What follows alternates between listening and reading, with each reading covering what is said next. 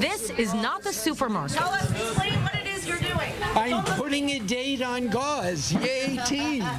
Okay. But it's a super important volunteer job that could mean the difference between life and death. So we do what they say, and it gets done, and we save a life. Everything saves a life. That's why we're here. During times of peace, and even more so during war, the Tel HaShomer IDF base is the hub where all the medical supplies and other non-combat support tasks fuel the entire IDF. I love seeing all these people volunteering for Sar-El. They are coming from out of the country and doing really holy work here, which is why this place exists. Well, the fatigues came with the ticket.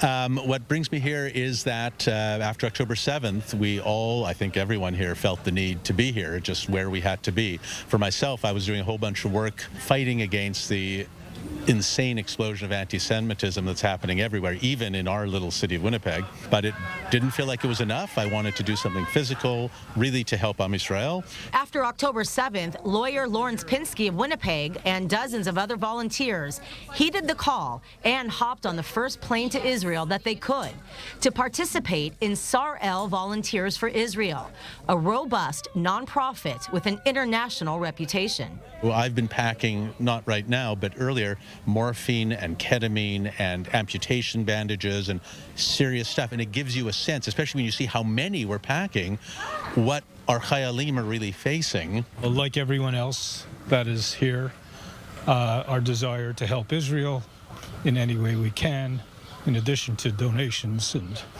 pardon my emotion, we're here to physically help Israel in this time of special need. My Zaidi came to fight in the War of Independence in '48, and if I get to do a tenth of what he did for the state of Israel, and he did it for all of us, and he did it so it would be here for me, if I could do a tenth of what he did, I'll be very proud. I have two sons right now who are in Miluim, one of them up north, one of them in the Merkaz, and I have a son-in-law who's up north. Sar-El, which is a Hebrew acronym meaning Service for Israel, has recruited over 150,000 volunteers from over 30 countries since its inception 40 years ago.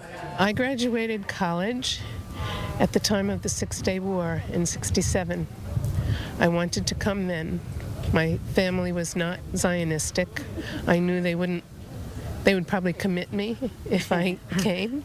I heard about Sar-El when I was visiting my son in Teaneck, New Jersey, and I said, oh my God, I can do today what I couldn't do 50 years ago.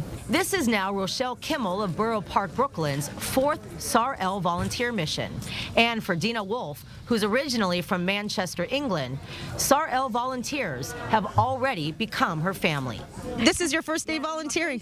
Do you feel like you've known her forever already? I just think she is just amazing. She's an inspiration, and I'm just in admiration. Everybody is doing as much as they can, but some of us have that feeling it's just not enough. So when my sister decided to come from Manchester to do Sar-El, I jumped on the bandwagon.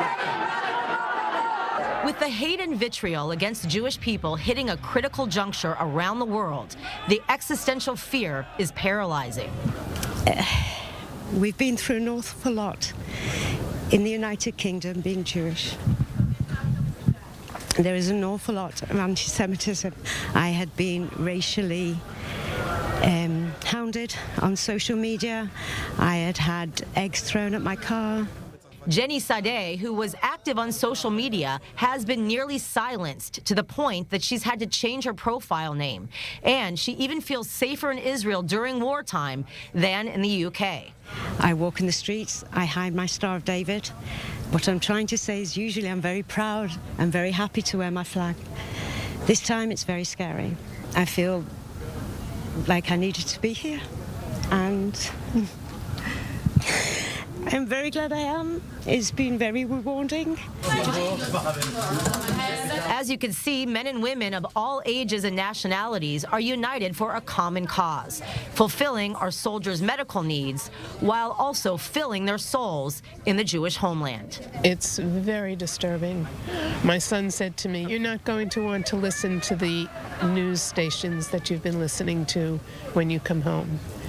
and it's very depressing. Anybody who has the ability to be here should definitely take the plunge and come.